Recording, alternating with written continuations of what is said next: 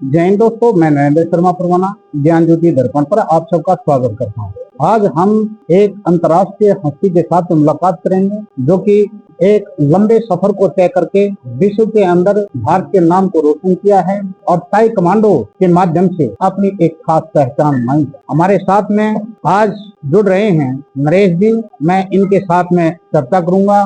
आपको कुछ एक जानकारियां ऐसी मिलेंगी कि ताई कमांडो का महत्व क्या है, ये शुरुआत कहाँ से हुई, कैसे हुई। ये इंटरव्यू उनके लिए विशेष होने जा रहा है जो नौजवान ताई कमांडो खेल को अपनाना चाहते हैं, ताई कमांडो के बारे में जानना चाहते हैं। हमारे साथ एक बहुत ही बेहतरीन व्यक्तित्व जुड़े हैं। आज हम उनके साथ में चर्चा करेंगे और आप पूरा का पूरा जब इंटरव्यू चल रहा है, निवेदन करूंगा कि थोड़ा सा ध्यान से इसको जरूर सुनिएगा और इनके मध्य से मैं अपने आप को हटाते हुए मैं निवेदन करूंगा। सबसे पहले आपका स्वागत है नरेश जी। आप पूरा परिचय दीजिए अपना, कहाँ से हैं, नाम बताइए, आपका करेक्ट।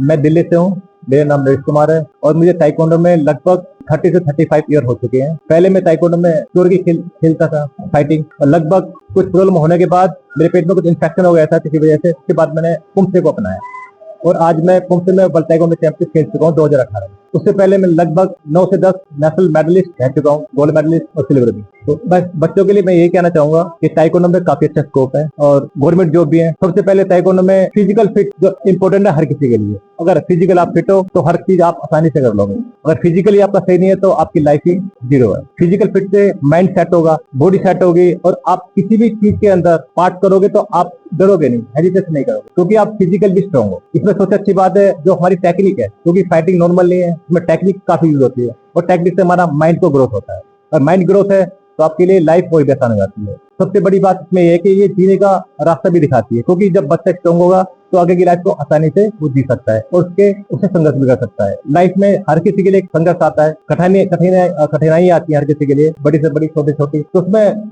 लड़ने की बच्चे के अंदर काबिलियत पैदा हो जाती है। और बॉडी का, माइंड का डिसिप्लिन क्या है, सबसे पहले ताइक्वांडो का डिसिप्लिन भी है। अगर बच्चा ये चीजें सीख लेता है तो लाइफ को आसानी से जी सकता है। अच्छा, ताई कमांडो का आपका रुझान क्यों और कैसे हो गया, थोड़ा इसके बारे में भी जाने, क्योंकि हमारा भारत का खेल तो है नहीं। दरअसल में ये खेल तो रियल में जो मार्शल आर्ट है वो है तो भारत, लेकिन उसे कई कंट्री में अलग अलग नाम से शुरू कर दिया गया है। सबसे पहले ये कलारीपट्टू के नाम से थी जो केरला से शुरू हुई थी और जो इसके जो मैन थे वो थे बुद्ध से स्टार्ट हुई थी, महाबोधि, ठीक है। लेकिन ये स्टार्टिंग जो की थी वो जो चाइना में लेके चले गए ज्यादातर, तो यहाँ पे ये शुरू किया था सेल्फ डिफेंस के लिए।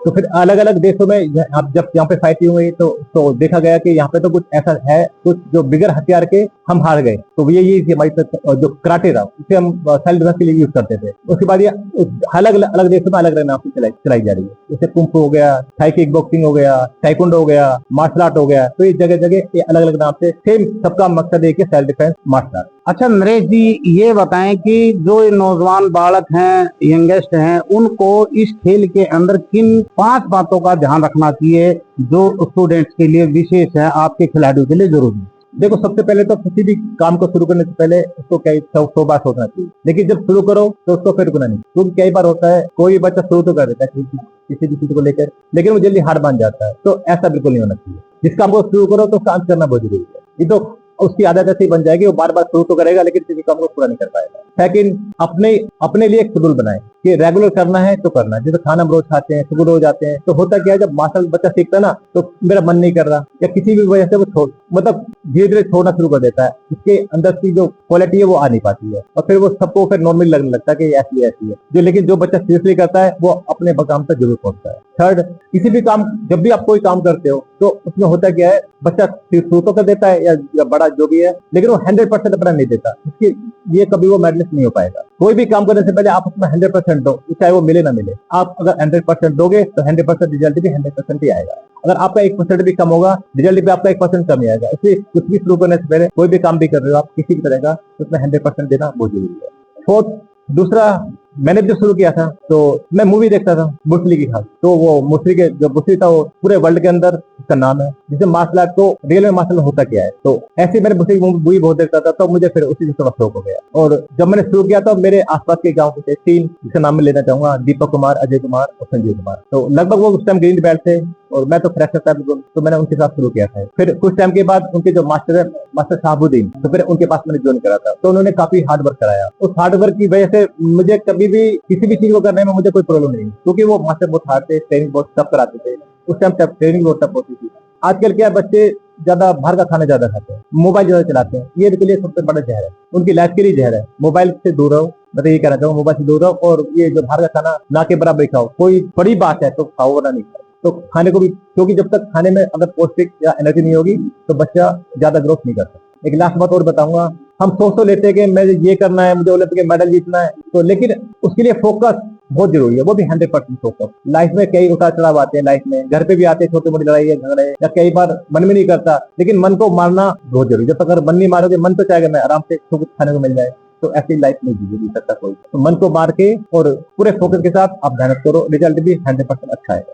अच्छा नरेश जी, ये जिंदगी के अंदर आपने जैसे बताया भाई उतार चढ़ाव आते हैं, आपकी जिंदगी के अंदर कभी ऐसा मौका आया जब आपको हार मिली, आप डिमोरलाइज हो गए हैं, तनाव हुआ, और अगर हुआ है तो उससे उभरे कैसे? दो लाइनें सिर्फ। देखिए क्या पर होता है कि हम जिस स्थिति में होते हैं वो हो सकता है पहले से कोई गुजर चुका हो। तो हमारे पास जैसे कि इन्होंने बताया मेरे साथ सपोर्ट करने वाले, तो ऐसे ही मेरे साथ भी सपोर्ट करने वाले थे। तो मैंने तो एक बार करा था कि मैं बिल्कुल ताइक्वांडो छोड़ दूं, ये हकीकत है। उन्होंने क्वेश्चन बहुत अच्छा किया है, तो ये वाकई में हकीकत है। मेरा तो बिल्कुल ही मन नहीं करा था कि मैं ताइक्वांडो को छोड़ दूं, लेकिन मैं ताइक्वांडो को बुरा नहीं कहूंगा कि ताइक्वांडो गलत है। कुछ लोग इसमें ऐसा हो जाते हैं या कुछ मिसअंडरस्टैंडिंग ऐसी हो जाती है कि हम उसको समझ नहीं पाते, लेकिन उसका समझने के लिए टाइम चाहिए। तो अपने अंदर एक पेशेंस होना बहुत जरूरी है, किसी भी चीज का डिसीजन जल्दी नहीं लेना। तो मैंने पूरा जैसे प्लान बना लिया था छोड़ने का पूरा, तो कोई सीनियर से मास्टर थे, तो उन्होंने फिर मुझे थोड़ा सपोर्ट करा, और उनके सपोर्ट से फिर मैंने वो समझ गया कि पेशेंस होना बहुत जरूरी है। तो उनकी बदौलत ही मैं आगे यहाँ तक पहुंच पाया। तो मैं बोलता है कि मैं चैंपियनशिप नहीं खेल पाता।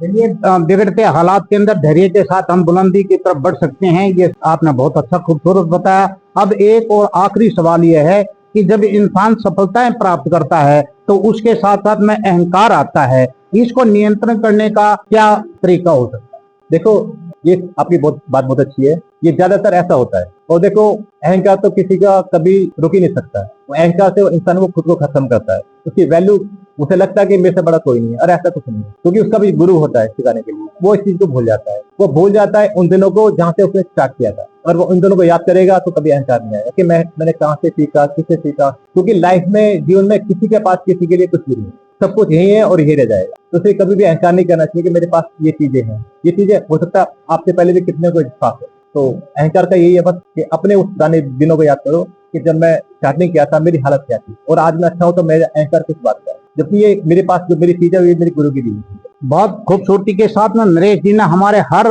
खट्टे मीठे सवालों का सीधा सीधा बहुत ही खूबसूरती के साथ जवाब दिया। इसमें आया जीवन निर्माण करने का तरीका, इसमें आया सफलता दर सफलता प्राप्त करने का तरीका, इसमें आया निरुत्साहित हो जाने पर किस प्रकार से हम प्रोत्साहित हो जाएं, ये तौर और तरीके और कुछ शिक्षाएं इन्होंने ऐसी दी जो जीवन निर्माण के अंदर, बेहतर खिलाड़ी बनने के अंदर हमें कामयाब बनाने में सहायक होती हैं। तो दोस्तों बने रहिए आप हमारे साथ। मैं नरेंद्र शर्मा परवाना, ज्ञान ज्योति दर्पण के लिए। ये वीडियो आपको कैसा लगा है अपने कमेंट दीजिए, और ज्यादा से ज्यादा लोगों तक इसको शेयर कीजिए, खासकर जो यंग ब्लड जनरेशन है, जो यूथ है, उन तक जरूर पहुंचाइए। जय हिंद।